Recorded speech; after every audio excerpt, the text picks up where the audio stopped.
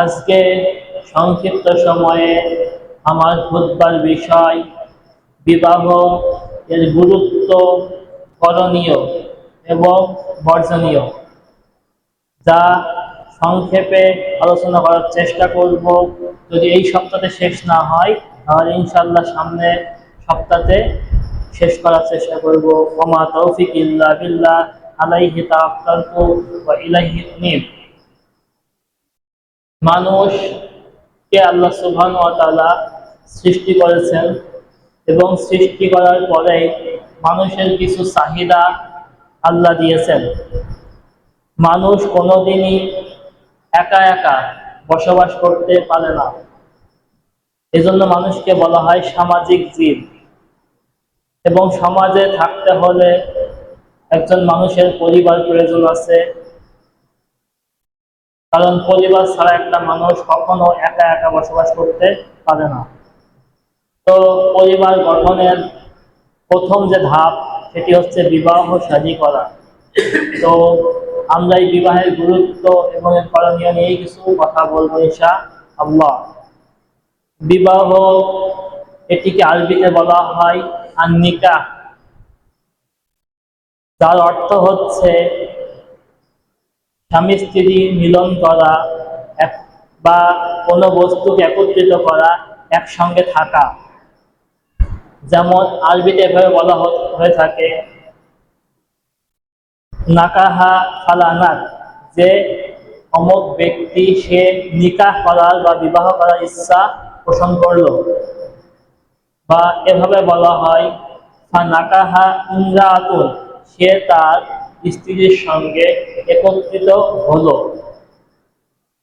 তো ইসলামী শরিয়াতের পরিভাষায় নিকাহ বা বিবাহ হচ্ছে এমন একটি চুক্তি যার মাধ্যমে দুইটি মানুষকে একত্রিত করে দেওয়া হয়, যার ফলে তারা একে অন্যকে উপভোগ করে এবং একে অন্যের সঙ্গে একত্রিত হয়ে থাকে।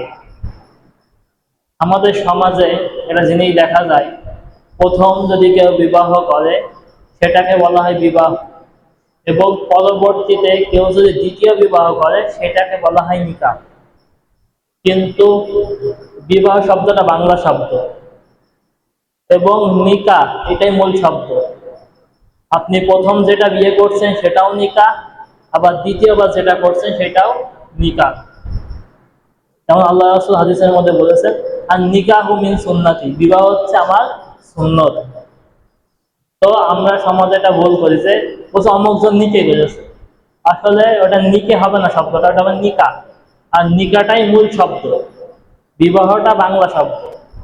তো আমরা বিবাহের গুরুত্ব কি, আল্লাহ সুবহানাহু ওয়া তাআলা কোরআনুল কারীমের মধ্যে বলছেন ওয়া খালাকনাকুম আজওয়াজা, আমি মানুষকে সৃষ্টি করেছি জোড়ায় জোড়ায়। তার মানে আল্লাহ বলেন আমি সমস্ত কিছুকে সৃষ্টি করে জোড়ায় জোড়ায়। আর এই মানুষের জোড়া হচ্ছে তার স্ত্রী, আর স্ত্রী স্বামী স্ত্রী, এটা হচ্ছে তাদের জোড়া। আল্লাহ সুবহানাহু ওয়া তাআলা অন্য আয়াতের মধ্যে বলছেন ওয়া হুয়াল্লাযী খালাকা মিনাল মাই বাশারান ফাজআলাহু নাসাবাও ওয়াসীরা, আর তিনি আল্লাহ মানুষকে সৃষ্টি করেছেন পানি থেকে, অতঃপর আল্লাহ তাদেরকে পারিবারিক বন্ধনে এবং বিবাহের বন্ধনে আবদ্ধ করে দিয়েছেন। অন্য আয়াতের মধ্যে আল্লাহ বলছেন ওয়ামিন আয়াতিহি আন খালাকা লাকুম মিন আনফুসিকুম আজওয়াজাল লিতাসকুনু ইলাইহা ওয়া জাআলা বাইনাকুম মাওয়াদ্দাতাও ওয়া রাহমা। আল্লাহ বলছেন, আল্লাহ নিদর্শনগুলোর মধ্যে অন্যতম একটি নিদর্শন হচ্ছে তিনি মানুষের মধ্যে থেকে তার স্ত্রীকে, তার জোড়াকে সৃষ্টি করেছে যেন তারা তার কাছে প্রশান্তি লাভ করতে পারে। এবং আল্লাহ বলছেন আমি তাদের মধ্যে ভালোবাসা এবং রহমত নাযিল করে দিয়েছি। এই বিবাহ সম্পর্কটা তাহলে কার দেওয়া? আল্লাহর দেওয়া। আল্লাহ বলছেন যে আমি তাদেরকে বিবাহ বন্ধন আবদ্ধ করেছে এই কারণে যে তারা যেন একে অন্যের কাছে তৃপ্তি পেতে পারে, এবং আমি তাদের মধ্যে ভালোবাসা এবং রহমত সৃষ্টি করে দিয়েছি। যেমন যুগে যুগে সমস্ত নবীদের স্ত্রী সন্তান ছিল, যেমন আল্লাহ বলছেন ইয়া আইয়ুহান নাসু তাকু রাব্বাকুমুল্লাযী খালাকাকুম মিন নাফসিন ওয়াহিদা ওয়া খালাকা মিনহা যাওজাহা ওয়া বাসসা মিনহুমা রিজালান কাসীরান ওয়া নিসাআ। আল্লাহ বলছেন হে মানুষ সকল, তোমরা তোমাদের ওই রবকে ভয় করো যেই রব তোমাদেরকে সৃষ্টি করেছেন একটি মাত্র প্রাণ সত্তা থেকে। আল্লাহ তাআলা কয়টি থেকে আমাদের সৃষ্টি করেছেন? প্রাণ সত্তা একটি সত্তা থেকে, সেটা হচ্ছে আদম আলাইহিস সালাম। তারপর আল্লাহ বলছেন তারপর তিনি তার মধ্যে থেকে তার জোড়াকে সৃষ্টি করেছেন, যেটা হচ্ছে মা হাওয়া সৃষ্টি করেছেন, এবং তাদের মধ্য দিয়ে আল্লাহ বলছেন আমি বহু নারী পুরুষে বিভক্ত করে দিয়েছি। পৃথিবীর যেদিন থেকে সৃষ্টি হয় সেদিন থেকেই বিবাহ সম্পর্ক রয়েছে। যেমন আপনি কোরআন খুলে যদি দেখেন, আল্লাহ তাআলা আদমকে বলছেন হে আদম, তুমি এবং তোমার স্ত্রী জান্নাতে একত্রিত হয়ে বসবাস করো, কিন্তু খবরদার ওই গাছের কাছে যাবে না। এখানেও আল্লাহ যে সম্পর্কের কথা বললেন সেটা হচ্ছে স্বামী স্ত্রীর সম্পর্ক। এই স্বামী স্ত্রীর সম্পর্ক হচ্ছে পৃথিবীতে প্রথম সম্পর্ক, কারণ আদম এবং হাওয়া সৃষ্টি হয়েছিল পিতা মাতার মাধ্যমে নাকি পিতা মাতা ছাড়া? পিতা মাতা ছাড়া তারা সৃষ্টি হয়েছে, এবং আল্লাহ তাদের মধ্যে আদম এবং হাওয়ার মধ্যে যে সম্পর্ক দিয়েছেন সেটি হচ্ছে স্বামী স্ত্রীর সম্পর্ক। কোরআনে অন্য আয়াতে আল্লাহ বলছেন ওয়ালাকাদ আরসালনা রাসূলাম মিন ক্বাবলিকা ওয়া জাআলনা লাহুম আজওয়াজাও ওয়া যুররিয়াত। আল্লাহ বলছেন অবশ্যই আমি তোমার পূর্বে অনেক নবী রাসূল পাঠিয়েছি। আল্লাহ বলছেন আমি তোমার পূর্বে হে মুহাম্মদ অনেক নবী রাসূল পাঠিয়েছি, এবং তাদেরকে আমি দান করেছিলাম স্ত্রী এবং সন্তান। আল্লাহর ভাষ্য কি? যে আমি অনেক নবী পাঠিয়েছি তোমার আগে, এবং তাদেরকে আমি দান করেছি স্ত্রী এবং সন্তান। হাদিসের মধ্যে এবং কোরআনের মধ্যে আল্লাহ সুবহানাহু ওয়া তাআলা বিবাহের ব্যাপারে এভাবে বলছেন ওয়া আনকিহুল আইয়ামা মিনকুমুস সালিহিনা মিন ইবাদিকুম ওয়া ইমাইকুম। আল্লাহ বলছেন তোমাদের মধ্যে যারা নাকি বিবাহহীন, যাদের স্ত্রী নেই বা যে সকল নারীদের স্বামী নেই, তাদেরকে তোমরা বিবাহ দিয়ে দাও, এবং তোমাদের মধ্যে যারা দাস দাসীদের তো কোনো নির্দিষ্ট মালিক মানে যারা মালিকানা গ্রহণ করে তাদেরকেও আল্লাহ আদেশ করছেন তোমাদের মধ্যে যারা দাসী তোমরা তাদেরও বিবাহ দিয়ে দাও। এটা আল্লাহর আদেশ। হাদিসের মধ্যে সহিহ বুখারীর মধ্যে হাদিস এসেছে আল্লাহ রাসূল সাল্লাল্লাহু আলাইহি ওয়াসাল্লাম বলছেন যে হে যুব সম্প্রদায়, তোমাদের যাদের সামর্থ্য আছে বিবাহ করার তারা যেন বিবাহ করে নেয়, কারণ বিবাহ হচ্ছে মানুষের চক্ষুকে অবনমিত করে। আর যাদের সামর্থ্য নেই তারা যেন সিয়াম পালন করে, কারণ এই সিয়াম তাদেরকে যৌন চাহিদাকে দমন করে রাখবে। এখানে আল্লাহ বলে সামর্থ্য যদি থাকে সে বিবাহ করবে। সামর্থ্যের ব্যাপারে উলামায়ে কেরাম দুইটি শর্ত প্রয়োগ করেছেন। এক হচ্ছে শারীরিক সক্ষমতা, যে একজন পুরুষ সে যদি শারীরিকভাবে সক্ষম হয় বিবাহ করার জন্য তাহলে সে যেন বিবাহ করে। দুই নাম্বার, তার এতটুকু সামর্থ্য থাকতে হবে, আর্থিক সামর্থ্য, সে যেন তার স্ত্রীর মোহরটা আদায় করতে পারে এবং স্ত্রীকে নিয়ে কোনো রকম দুই বেলা দুই মুঠো খেয়ে বাঁচতে পারে। অনেকে এভাবে বলে, যেমন আমাদের সমাজেই সামর্থ্য বলতে এমন বোঝে যে মেয়ের বাপের প্রথম প্রশ্ন যে কি করো, কয় টাকা মাসিক ইনকাম, তারপরে কি বাড়ি আছে তো, গাড়ি আছে তো। এখন একটা প্রশ্ন আপনাদের কাছে, একটা ছেলে যখন বিবাহ করে খুব বেশি হলে তার বয়স কত হয়? যেমন আমি বিবাহ করেছি তখন আমার বয়স ছিল 24। একটা 24 বছর 25 বছরের ছেলে কয় টাকার মালিক হতে পারে বলুন তো? কয় টাকার মালিক হতে পারে? তার কাছে আপনি গাড়ির দাবি করছেন যে আপনার মেয়েকে ভালো রাখতে হবে, একটা গাড়ি লাগবে, একটা বড় বাড়ি লাগবে। ওই বাপের দিকে খোঁজ নিয়ে দেখেন, সে যখন বিবাহ করে হয়তোবা এই ছেলেটা যতটুকু আছে সেই লোকের যে এত কিছু চাহিদা করছে তার এত কিছু ছিল না, এতটুকু ছিল না। তো এই যে অতিরিক্ত চাহিদা আমাদের, এই চাহিদার কারণে আজ বিবাহটা সমাজে কঠিন হয়ে গিয়েছে এবং সমাজে জেনাটা প্রসার পেয়েছে। যদি আমরা বিবাহটাকে সহজ করে দিতে পারি, জেনাটা এমনি সমাজ থেকে দূর হয়ে যাবে।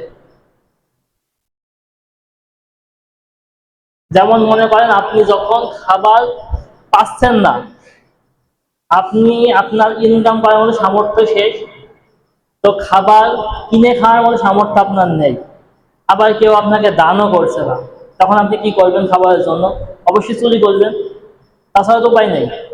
আপনার সামর্থ্য নেই, খাবার জোগাড় করবেন, আবার আপনি কারো কাছে চাচ্ছেন তাও পাচ্ছেন না, তখন আপনি কি করবেন? চুরি করবেন, ডাকাতি করবেন। ঠিক তেমন ভাবে যখন একটা ছেলে হয়তো অল্প ইনকাম করে বলে সে বিবাহ করতে চাচ্ছে কিন্তু বিবাহ করা সম্ভব হচ্ছে না, তখন সে জেনায় লিপ্ত হচ্ছে। তো আল্লাহ সুবহানাহু ওয়া তাআলা আমাদের সমাজে বিবাহটাকে সহজ করে দিন। বিবাহ যদি কেউ করে তার ঈমানটা পরিপূর্ণ হয়। আনাস রাদিয়াল্লাহু তাআলা তিনি বলেন, রাসূল সাল্লাল্লাহু আলাইহি ওয়াসাল্লাম বলেছেন, তোমরা বিবাহ করো, কারণ বিবাহ করলে তোমাদের ঈমান অর্ধেক পরিপূর্ণ হয়ে যায়, আর বাকি অর্ধেকের জন্য সে যেন আল্লাহকে ভয় করে। কোরআনে আল্লাহ সুবহানাহু ওয়া তাআলা আল্লাহর ভয়ের ব্যাপারে বহুত আয়াত উল্লেখ করেছেন। যেমন আমরা খুতবার মধ্যেই আল্লাহর ভয়ের ব্যাপারে 3টি আয়াত তিলাওয়াত করি। আল্লাহকে ভয় করার মাধ্যমে সেজন্য অর্ধেক পূরণ করে, আর অর্ধেক পূরণ হবে বিবাহের মাধ্যমে। আল্লাহ এছাড়াও আল্লাহ রাসূল সাল্লাল্লাহু আলাইহি ওয়াসাল্লাম বিবাহ না করে থাকতে নিষেধ করেছেন।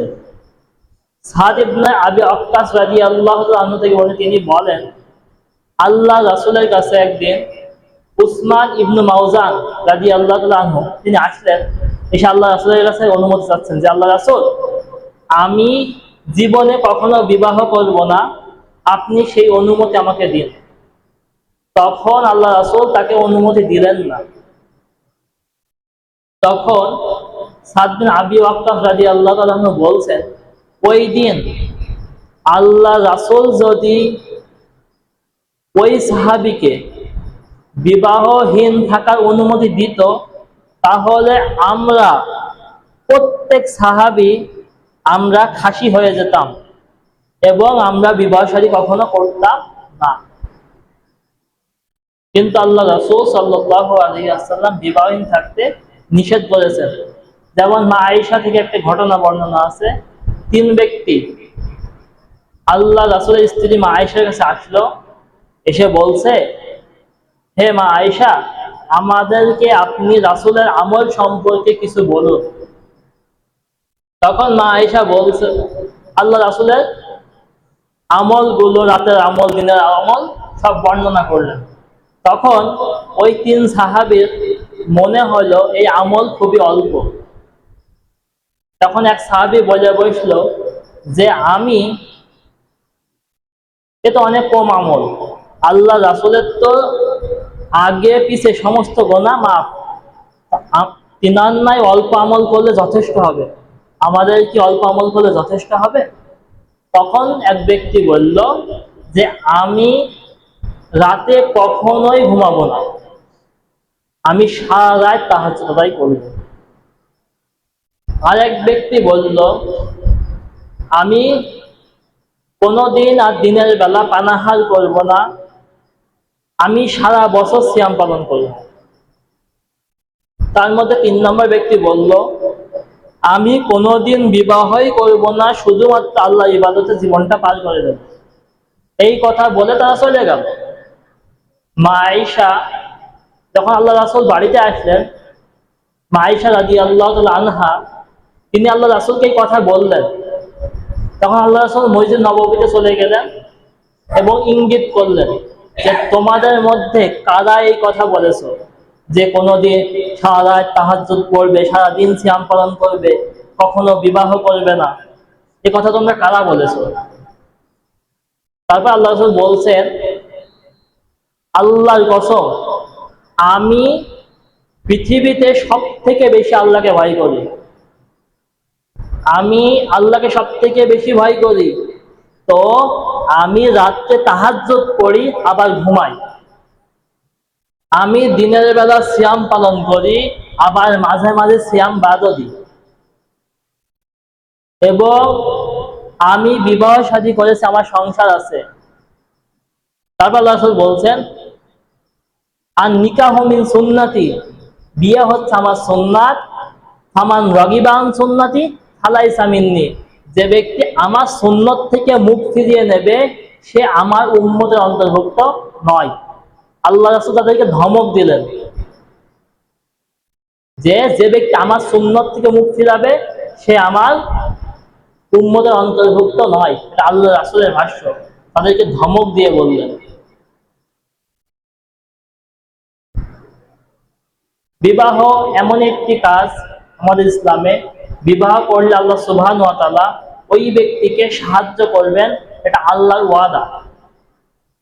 আল্লাহ বলছেন ওয়া আনকিহুল আইয়ামা মিনকুমুস সালিহিনা মিন ইবাদিকুম ওয়া ইমাইকুম ইয়াকুনু ফুকারা ইউগনিহুমুল্লাহু মিন ফাদলি ওয়াল্লাহু ওয়াসিউন আলিম। আল্লাহ বলছেন তোমাদের মধ্যে যারা বিবাহহীন তোমরা তাদেরকে বিবাহ দিয়ে দাও, এবং তোমাদের যারা দাস দাসী আছে, সেই সময় দাস প্রথা ছিল, দাস চাইলে নিজে নিজে বিবাহ করতে পারতো না, কারণ কি দাস সে অন্যের আন্ডারে আটকা অবস্থায়। তো আল্লাহ বলছেন তোমরা তোমাদের দাসদেরকে বিবাহ দিয়ে দাও যদি তারা সৎ হয়, ইয়াকুনু ফুকরা, যে যদি তারা ফকির হয়।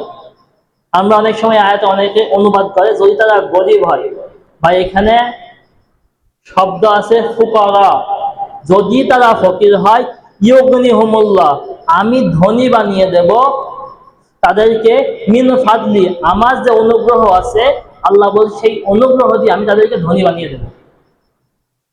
ওয়াল্লাহু ওয়াসিউন আলিম, যে আল্লাহ হচ্ছে প্রাচুর্যময় এবং তিনি মহাজ্ঞানী।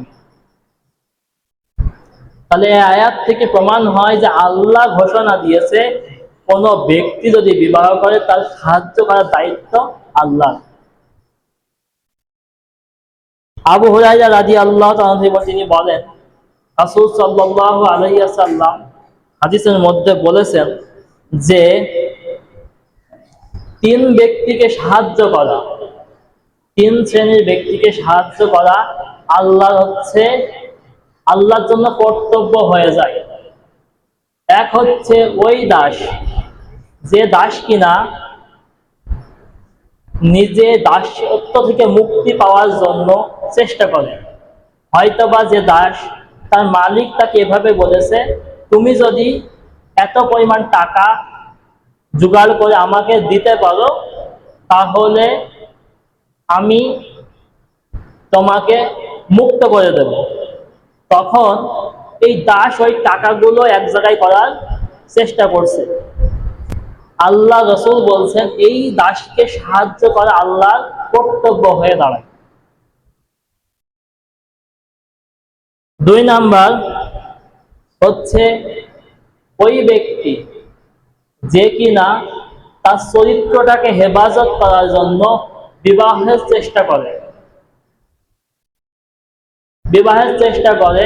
ওই ব্যক্তিকে সাহায্য করা আল্লাহর জন্য দায়িত্ব হয়ে যায়।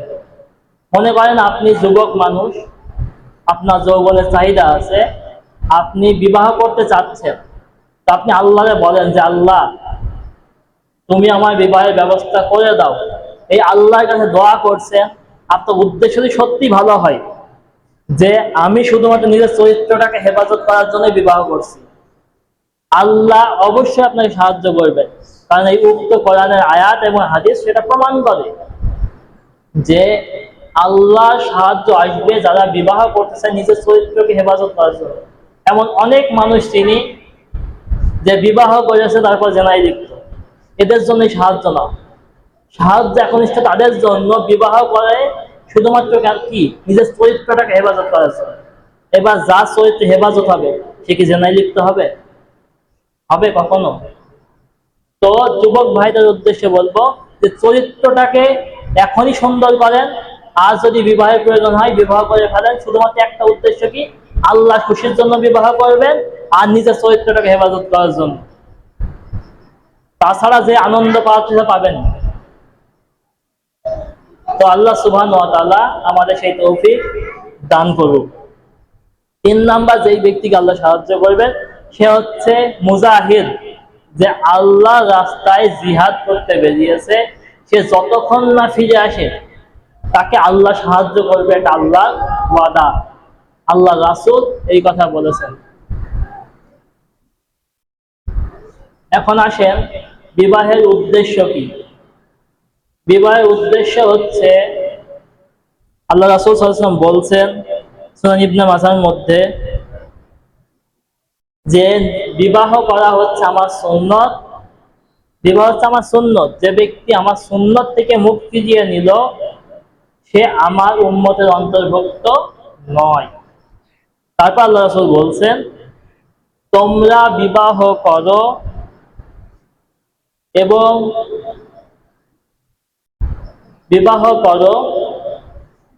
তোমাদের সন্তান নিয়ে, তোমাদের সংখ্যা নিয়ে কিয়ামতে আমি অন্যান্য নবীর উম্মতদের উপর গর্ব করব।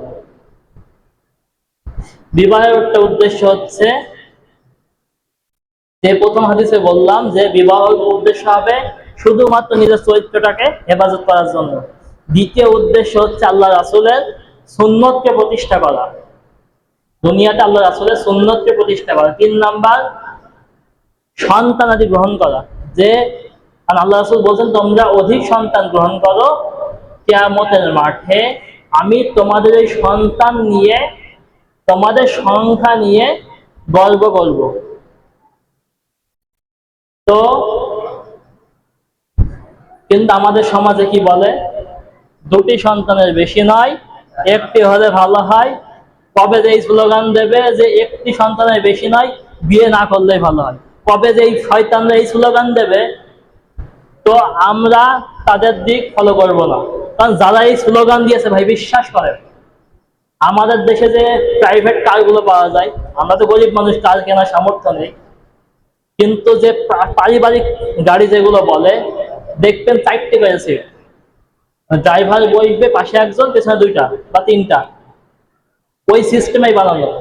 কিন্তু আপনি যদি বাইরের দেশে যান, যে যারা এই ফতোয়া দিচ্ছে যে 2টি সন্তানের বেশি নয়, 1টি হলেই ভালো হয়, তাদের দেশে পারিবারিক কারে অন্তত 7 থেকে 8টা সিট। এবং তারা আমাদের মধ্যে এই বিষ বা বাষ্প বপন করে দিয়েছে যে 2টি সন্তানের বেশি নয়, 1টি হলে ভালো হয়, কিন্তু তাদেরই খোঁজ নিয়ে দেখেন 7টা 8টা 9টা করে সন্তান। কারণ তারা এই আধুনিকতার যুগে এসে তারা এই ইসলামের শিক্ষাগুলো, ইসলাম তো আমাদের বলছে বেশি বেশি সন্তান নিতে, তো এই শিক্ষাগুলো তারা বাস্তবিক বৈজ্ঞানিক প্রমাণ তারা পেয়েছে, তো তারা ওই কারণেই তারা বেশি বেশি সন্তান গ্রহণ করছে। কিন্তু আমাদের মুসলিম সমাজে জেনাটাকে ছড়িয়ে দেওয়ার জন্য এবং আমাদের সংখ্যাগুলোকে আটকে দেওয়ার জন্য তারা এই বিষ বাষ্প আমাদের মধ্যে বপন করে দিয়েছে। আমরা তাদের দিকে লক্ষ্য করব না, আমরা চেষ্টা করব সম্ভব। হ্যাঁ, যদি আপনার স্ত্রী শারীরিক সমস্যা থাকে, যে মনে করেন যে 2টা হয়েছে সন্তান বা 3টা হয়েছে, তারপরে কষ্ট হয়ে যাবে, ডাক্তার বলছে 3 নম্বর সন্তান 4 নম্বর সন্তান হতে গেলে আপনার স্ত্রী মারা যেতে পারে, তখন আপনি বন্ধ রাখেন, কোনো আপত্তি নেই। কিন্তু আপনি সুস্থ শরীরে নেবেন না, এটা ইসলামে নিষেধ আছে। তো আল্লাহ সুবহান ওয়া তাআলা আমাদেরকে তৌফিক দান করুক, এবং আল্লাহ আসলে এই হাদিস অনুযায়ী আমরা যেন অধিক সন্তান আদি গ্রহণ করতে পারি। আর একটা বিষয় আমাদের দেশে ঢুকিয়েছে ইহুদি খ্রিস্টানরা, সেটা হচ্ছে সিজার প্রথা। এই সিজার প্রথা ঢুকেই আমাদের সমাজে আরো সমস্যা তৈরি হয়েছে। কারণ একটা নারী নর্মাল ডেলিভারিতে 5টা 6টা সন্তান জন্ম দেবে, কোনো ব্যাপার না। কারণ কি, নর্মাল ডেলিভারি সন্তান হলেও এখন হবে 1 ঘন্টা পর ওই মা সুস্থ, কিন্তু সিজার যদি 1-2 বার করে ওই মা পঙ্গু, ওই মা একেবারে পঙ্গু, সে কোনো কাজ করে খেতে পারবে না, কাজ করতে গেলে কষ্ট হবে। তো আমরা চেষ্টা করবো 2টা জিনিস: 1, আল্লাহ রাসূলের হাদিস অনুযায়ী বেশি বেশি সন্তান গ্রহণের চেষ্টা করব, আর 2, যত সম্ভব আমরা স্ত্রীদেরকে সিজার করাবো। যদি সিজার করাই, ওই বললাম 2টার পরে আর সম্ভব না, আর সিজার না করাইলে সম্ভব। আল্লাহ সুবহানাহু ওয়া তাআলা আমাদের তৌফিক দান করুন। তারপর আল্লাহ রাসূল বলছেন, যাদের সামর্থ্য আছে তারা যেন বিবাহ করে, কারণ বিবাহটা কি করে, তার চক্ষু হেফাজত করে। বিবাহ মানুষে কি করে, বিবাহ আরেকটি উদ্দেশ্য হচ্ছে তার চক্ষুটাকে হেফাজত করবে। তারপর আল্লাহ রাসূল বলছে, যার সামর্থ্য নেই সে যেন সিয়াম পালন করে, কারণ সিয়াম তার যৌন চাহিদাটাকে দমন করে রাখে। তাদের বিবাহের প্রথম উদ্দেশ্য কি, যে নিজের চরিত্রকে হেফাজত করা। 2 নম্বর উদ্দেশ্য বেশি বেশি সন্তান গ্রহণ করা। 3 নম্বর উদ্দেশ্য হচ্ছে আল্লাহ রাসূলের সুন্নতকে সমাজে প্রতিষ্ঠা করা। 4, নিজের চক্ষুকে হেফাজত করা। 5 নম্বর হচ্ছে তার জৈবিক চাহিদাটাকে পূরণ করা। কারণ ভাই, জৈবিক চাহিদা সবার আছে, মানুষ মাত্রই জৈবিক চাহিদা আছে, তাদের জৈবিক চাহিদা, তাদের হিসাবটা ভিন্ন। আল্লাহ সুবহানাহু ওয়া তাআলা আমাদেরকে এই বিবাহের গুরুত্ব বোঝার তৌফিক দান করুন।